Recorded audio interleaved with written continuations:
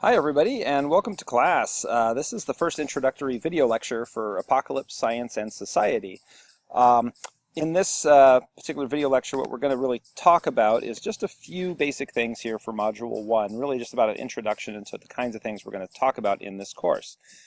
So a general introduction to what the class is about, a few kind of words of warning about some of the places that we're going to go this semester.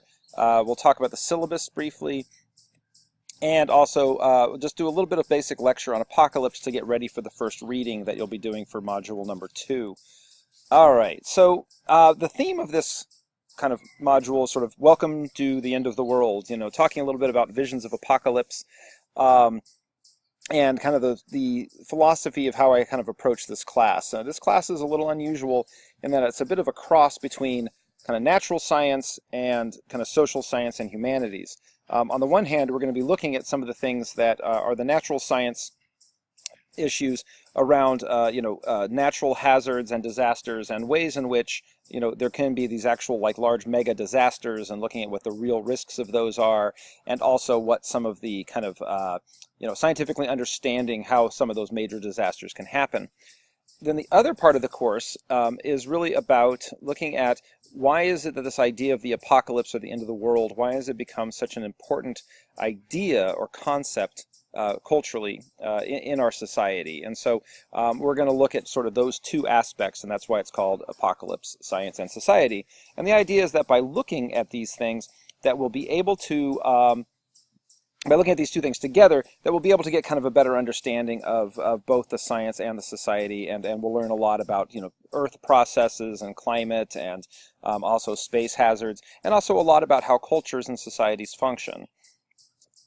All right. So again, one of the things that we'll do in this class is, because we're looking at both science and society, we'll look at things like, how do mega tsunamis occur, like kind of shown here in this picture, but then also how do we represent what we think would happen if there is some sort of apocalypse. And like, for instance, the second module, we'll really get into this concept of like zombies and how zombies kind of stand in for any kind of major disaster. So things like, Walking Dead and, the movie we're going to watch 28 Days Later and other types of things. What are they trying to say about the way humanity would function in this kind of emergency environment? So because this is the subject matter, a few words of warning. This is a class about death and destruction. There's going to be a lot of it in here. And so we're going to talk about things that some people will find uncomfortable. We'll talk about death, we'll talk about violence, we'll talk about religion, and my goal is to do so in a way that is kind of very straightforward and, not really, that's the right word, not being delicate about it. So just be prepared for that. And so we will be watching movies. A lot of this course is centered around, we're going to be watching like 10 movies over the course of this, course of this course, I guess is the best way of putting it. And they'll have uncomfortable things in them. They will have violence, they will have nudity, they will have bad language, they'll have all that stuff. So just kind of be prepared for that, that's kind of one of the places that we're going here.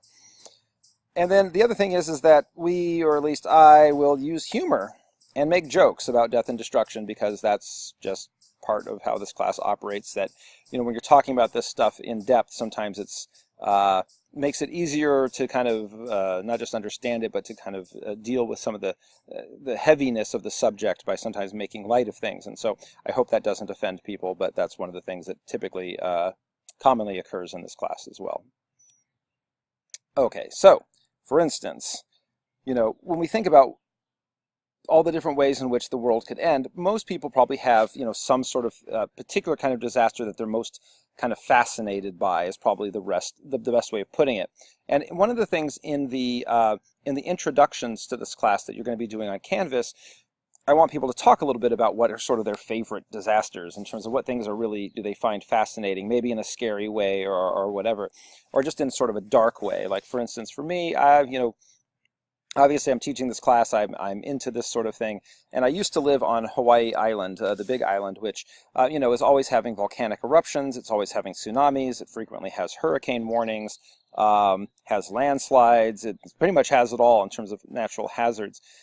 And I'd say probably in terms of my own personal thing, I'd say one of my favorites is probably tsunamis. I've gone to a few different tsunami zones, and it's really pretty amazing just, the power and the devastation that those can cause. But one of the things I want people to do in the introduction is to sort of think about what are the kinds of major calamities that you find kind of fascinating and are sort of attracted to, because I think most people do have that kind of dark side where there are certain things that they kind of really want to know more about, and I'm interested in getting feedback so we can also make sure that in the class that we're emphasizing looking at the kinds of things that people are in the class are interested in looking at. So make sure that you're doing that part of the discussion or introduction thing on Canvas. So the next question that comes up is, why is this a geography class, right? This is a geography class, and I'm a geography professor. The other classes I teach are geography. Well, there's a few different reasons here, and one of them is that within the discipline of geography is one of the places where people study natural hazards. Geography, for those of you who are not, really all that familiar with the discipline, what we do is more than just kind of know where things are. We really want to kind of understand places. We want to understand how the natural environment and the social kind of environments work together with each other. And natural disasters, hazards, and catastrophes are, in a sense, a good way to try and understand why it is that, or to understand, I guess, those interactions between the natural environment and people. And so, in some respects, a lot of the tools and theories and things that we're going to really use in this class are very geographic theories. They're trying to understand, whether we're talking about climate disasters or geologic disasters like volcanoes and things like that, and also trying to understand, why do people live next to volcanoes? Why do people live in areas that are tsunami prone? Why does a tsunami cause so much damage and death and destruction because of the types of places that are hit? That's all kind of information that people really study in geography, and so that's why we kind of take this approach in this course. And so, as I mentioned, in terms of the things that geographers really do, it's more than maps. It's about this interaction.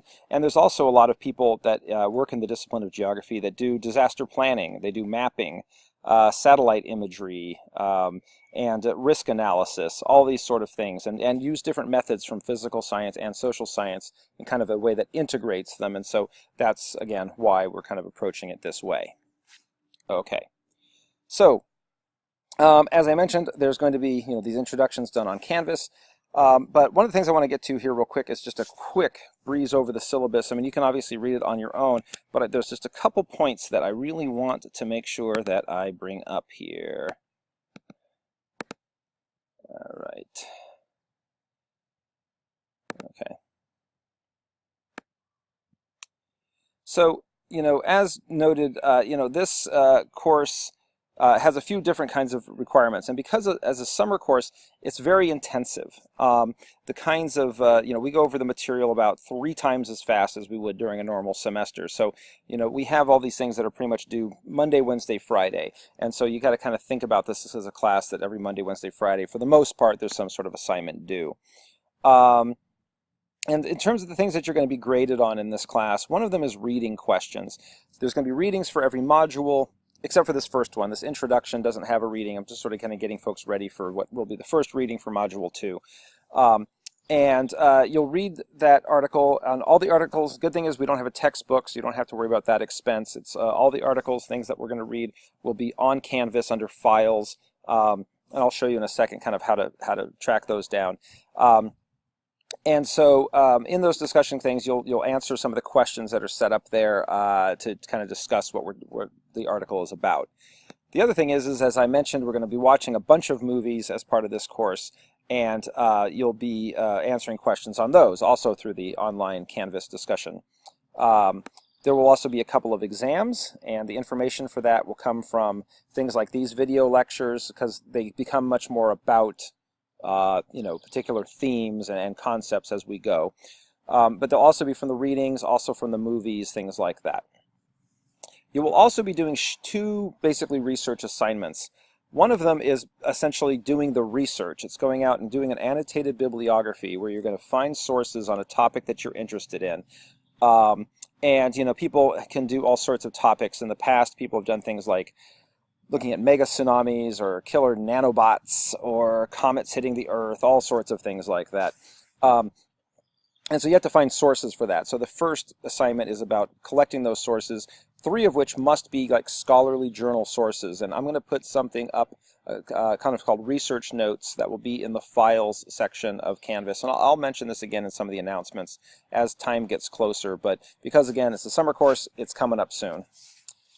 All right, the other thing here is the video, and then you'll be taking that information from your bibliography, and then instead of writing a paper, you're going to be doing what is essentially an oral presentation, kind of like what you're watching now. The program I'm using is called Screencast-O-Matic, right here, and it's a free program, and you can download it on Mac or PC and use it to make lectures or a presentation kind of like what I'm doing with you here now.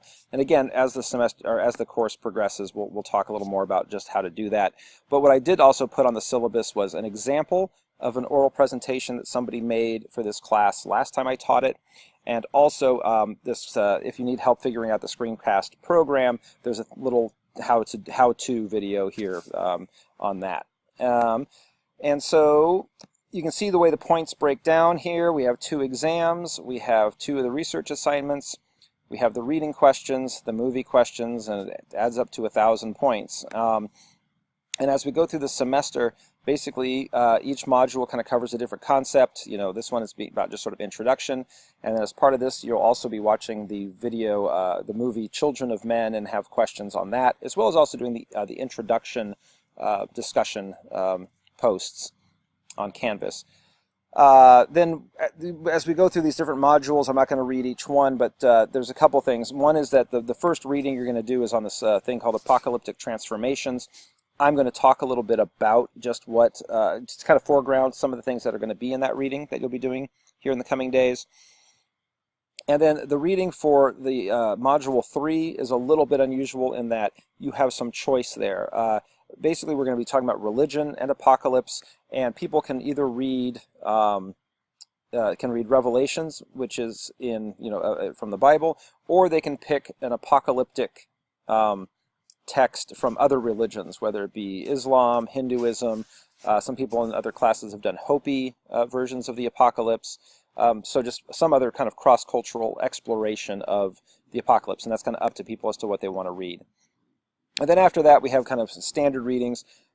After that religion section, we really get into more of the physical science stuff, where we talk about geology and earthquakes and volcanoes and tsunamis, weather and climate disasters, and then we get into more kind of like human-caused disasters, like the nuclear war and nuclear accidents and the risks of technology. We'll talk about space hazards, both in terms of natural ones like asteroids and gamma ray bursts and that kind of stuff, but also talk a little bit about aliens and the way in which that's discussed as a way of potentially ending the world, and just how likely is that, etc. And then we kind of wrap it up near the end here, talking a little bit about is apocalypse really kind of all that we think it is? Like, what do people do when they're in crisis or catastrophe situations? Do they kind of work together, or do they all kind of come unglued and start killing each other like we see in something like Walking Dead? So we'll talk a little more about that at the end. And then our final exam. And there's nothing due on 4th of July. That's the only holiday that kind of comes into play here this semester. All right. So let me just bring up my PowerPoint here again. Okay, so actually, let me just take a look real quick. I want to bring up one other thing, just so that make sure that we're all on the same page here. In terms of being able to find the stuff on Canvas, if you go to keen.instructure.com, right, you can log in using your Keen State ID and password, and once you log in, you'll come up with a dashboard that'll show whatever classes you are doing right now. So I'm doing a couple different classes right now, and so here's ours here, Apocalypse, Science, and Society. And I just want to show a few things here. So, the syllabus is up on here, so you have a copy of that. The other thing that we have here is files, and under files, is where you're going to find your readings. Like all the readings for the whole course are already up here, Mod 2, Mod 4. Remember, Mod 3 is the one where you either pick Revelations or some other religion, so I don't have that up here. You can find Revelations basically online almost everywhere if you don't have a Bible yourself, or if you're looking for other kinds of apocalyptic texts, you can find those online in different places too. I'm also going to be putting these lecture PowerPoints up here. I only have the first couple up here now, but they'll be posted more as we go through the semester. And then if you see over here, we have discussions. So right now, you can see that we have a few discussions that I've already put up there. Movie discussion questions for children of men, reading questions for the reading that you're going to do next, and then also this one that I want folks to do here at the beginning of the class, which is class introductions. And you just click on it and you can see I have this kind of basic instructions here about what I'd like you to do, and then I went ahead and put in like my little intro about who I am and the kinds of things that I'm into in terms of apocalypse and favorite shows around that kind of theme and that kind of stuff. So that's where you can kind of find everything. You can also, when it comes time to looking at your grades, you can go up there and it'll show you your grades. It's a little different interface for me as the professor because it'll show everybody's grades and all the different people that are in the class and all of that. So, all right. Okay. So now, just to kind of wrap this up, I want to just say a couple things that will help us, just a few things that will help us kind of get ready for the next reading, or the reading that's coming up. So part of this is about, when we say apocalypse or the end of the world, there are a lot of different definitions about exactly what it means, like when the world ends, because as we can tell, check it out, the world is still here, it's kind of going on. And when we talk about the end of the world, it's like, do we mean all humans dying? Do we really mean like the entire physical structure of the planet blowing up and disintegrating? Do we just mean a major catastrophe that kind of ends the society as we know it? These kinds of things. And depending on how you define it, it's actually pretty important in terms of, then what we talk about when we talk about effects. And so, first of all, when we think about this idea of the idea that the world ends, this is something that's pretty common in a lot of different, cultural traditions. I think of, obviously in like the Christian tradition, there's this idea that the world was created by God in Genesis, and then, there's these different things that kind of happen throughout humanity, and then at the end there's this idea of kind of a final Armageddon and a battle and this cleansing of the earth, where kind of the righteous are then kind of either brought up to heaven, or it depends on how you interpret it, brought up to heaven, or heaven kind of is created on earth kind of after this final apocalyptic battle.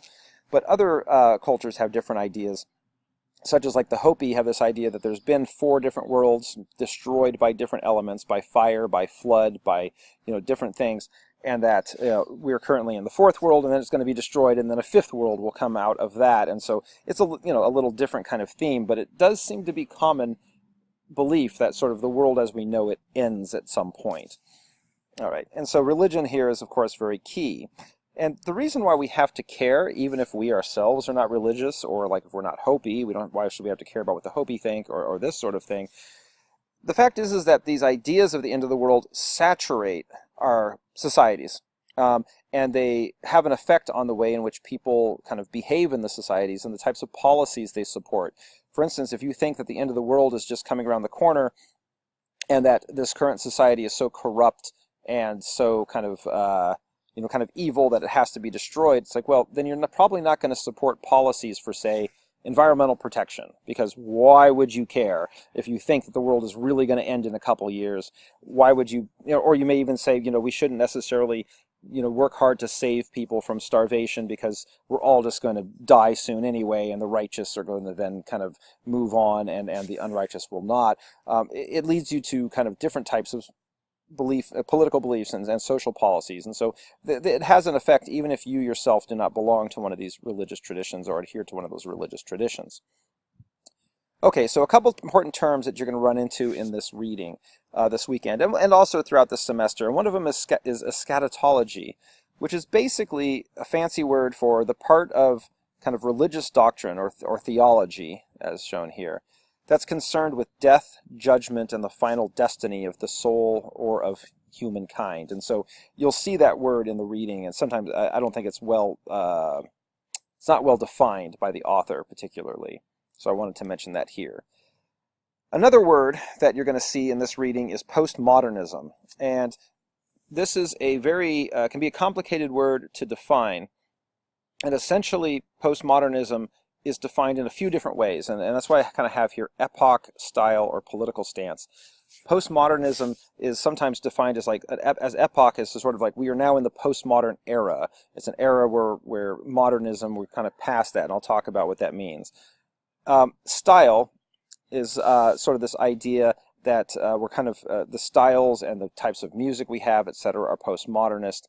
And then there's also kind of as a political stance. So let me explain kind of what this means. And to do that, I have to first talk about what modernism is. And so modernism was this idea kind of, say, post-World War II in societies that were very much kind of forward-thinking, believed in progress, believed in kind of the betterment of humankind, also had this idea in modernism of very much kind of uniformity. It's kind of this idea, like when they talk about postmodern, or excuse me, when we talk about like modernist architecture, we kind of mean very functional, kind of square buildings that aren't really very ornamented, but just kind of functional. They just, the idea with modernism is that we're thinking kind of rationally and about functioning kind of in a very clear way, and also the idea that there's sort of a lot of unity to societies, that everyone in America back in, say, the 1950s, we might have been reading the same books, listening to the same albums,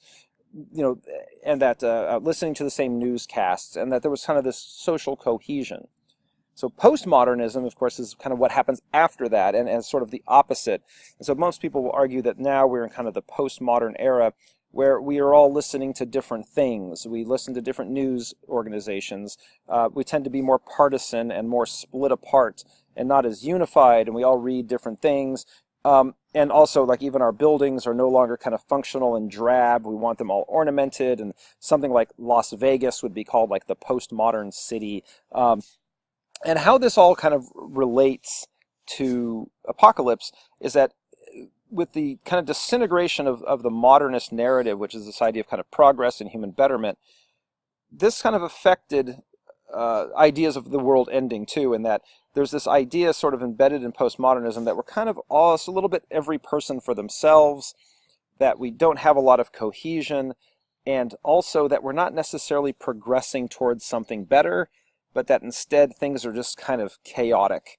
And then the idea with Apocalypse sometimes is that the apocalypse is what's supposed to come and sort of, in the minds of some apocalyptic thinkers, is that this apocalypse will come and sort of cleanse that that kind of fractured and somewhat evil society, and replace it with something that's a little more structured and more lawful.